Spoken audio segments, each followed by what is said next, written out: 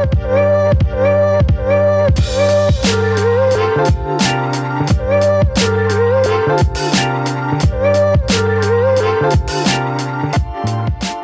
everybody, I'm Aaron Simmons. This is Philosophy for Where We Find Ourselves, March 20th, 2023. If you have not yet gotten subscribed here at the YouTube channel, please do. Drop in a comment. I'd love to think with you. And also jump over to jaaronsimmons.com and get signed up for my newsletter. Last week, we talked about the philosophy of Emmanuel Levinas and his idea that ethics is first philosophy, which means basically that responsibility goes all the way down, that responsibility precedes freedom. This is a radical idea, and I suggested that it might invite us to rethink a lot about how we understand our otherwise egoistic assumptions about ourselves, the world, and the societies in which we live. Today, I want to push a little further into Levinas's thinking and develop a distinction that he talks about in his second great book, Otherwise Than Being. Therein, he differentiates between ethics and politics, or between morality and justice. This is a distinction that I think actually makes a lot of sense if we start with an example. You are a helicopter pilot flying in to rescue people from the top of their roofs during a major catastrophic flood. There is only so many that you can carry in the helicopter without risking crashing. And yet, no matter how many that you pile in, no matter what lengths you go to try to save people, there will always be more that you have left on their roofs, possibly to their demise. If we are going to think about this, we can do so in a lot of different ways. We might suggest that ethical duty is simply a matter of doing the best you can in light of a situation that is admittedly very complicated. It's about bringing about the best consequences, all things considered, if you are, say, a consequentialist or a utilitarian. It's about doing what was demanded by reason, what anyone could be expected to do who is also deploying reason relative to their moral lives, if you are a Kantian. But when it comes to Levinas, things get a little bit more tricky. Remember, he says that our relationship to the face of the other is infinite. Our moral obligation has no limit. And this is why he says that our relation to the other is radically non-reciprocal. We have no claim about what they owe us. We only can start from the view that we owe them everything. We are constituted by our relationship to them morally. Well, all's fine and well so long as there's only one other. Now, it's still going to be a tricky thing, right? How do I give everything to the other? But that's at least in principle something that does not immediately present the difficulties faced by the helicopter pilot trying to save people.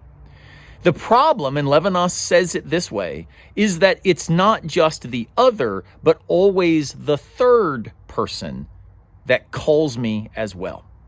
I'm not just infinitely obligated to one other, but I am infinitely obligated to each and every other. So as soon as there are multiple others, we've got a problem trying to figure out, well, how then do I go about living morally? How do I do the best I can with this admittedly seemingly impossible situation? Levinas suggests that this is where we have to rethink the radicality of ethics. Ethics goes beyond calculation. It goes beyond intelligibility. It's not something that can be narrated in a knowledge-based system where we can all make sense of it and communicate it with others according to some rational or publicly available criteria. And yet, that singularity of ethics is what creates the big problem for our political or social lives. It's when I now realize there's not one other, but multiple others. There is the third person that now I've got to start doing calculation. I've got to start adjudicating. I've got to start thinking through what is it that I know? What is likely to occur? How would this then be narrated and navigated in the context of public discourse? It's in that move from radical asymmetry, non-reciprocity, to calculable, adjudicated, difficult to albeit work that we move from ethics to politics. Politics for Levinas is not a structure of voting or human rights. It's a way of making sense of the multiplicity of demands that each individually are infinite upon me.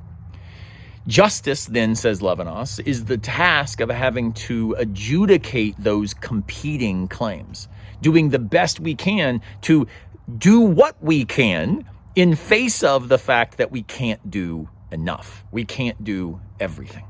So go back to that helicopter pilot. Morally, ethically, we might say, well, the obligation is simply to take out as many as they can. But the problem is then they're ethically guilty of not taking out all the others. Politically, the idea is you do the best you can and then realize there's always more that we need to do. But that doesn't then grind us to a halt or reject the possibility that we can go to sleep at night. It just means that we never get to go to sleep complacent about what we've done as having been enough. Too often, our moral lives are understood as getting rid of our moral demands, right? It's by doing enough that I can then sleep easy. Levinas calls insomnia the right way of making sense, though, of the political existence in light of ethics.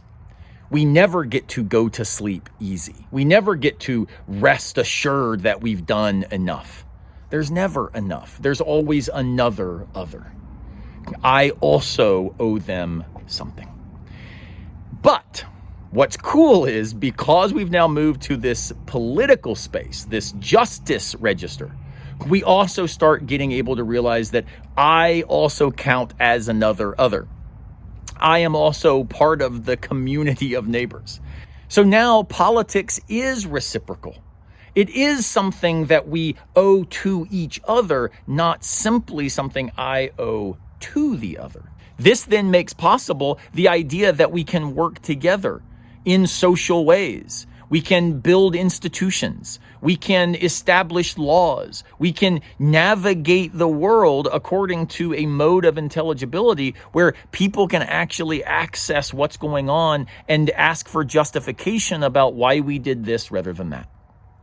This is a good thing. Ethics announces the requirement of politics, but politics gets its impetus, its urgency, and its never-ending claim from the depth of ethics itself.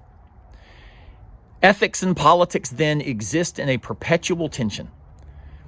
Anytime we think that we've done enough, the ethical comes back and says, remember the face of the other. But anytime we think that we can do everything for the other, politics reminds us that there are still more people on top of the roofs. The goal in ethics and politics is not to sleep easy. It is instead to go to sleep, get rest, so that we can awake the next day realizing there is more yet to be done. Now, next week, we're going to talk about some big objections to this Levinasian frame, and there are quite a few good objections. But for this week, let's think about how we might live differently in light of that political claim upon us. Do the best we can, realizing that it's never enough. Rather than being ground to a halt or overwhelmed by that fact, maybe we can then be propelled ever more to a reinvigorated way of living, where we aren't simply doing social life in the name of feeling good about ourselves, but we are living socially in order constantly to invite others to signify, to matter, and to count. Only if we do that, says Levinas, do we end up getting to count as well. All right, complicated ideas. I hope this makes at least some sense of this distinction. If you've got questions or objections, please drop them in the comments. I'll do my best to respond to everybody. Hope you have a great week. I'll see you next time, unless a piano falls on our heads.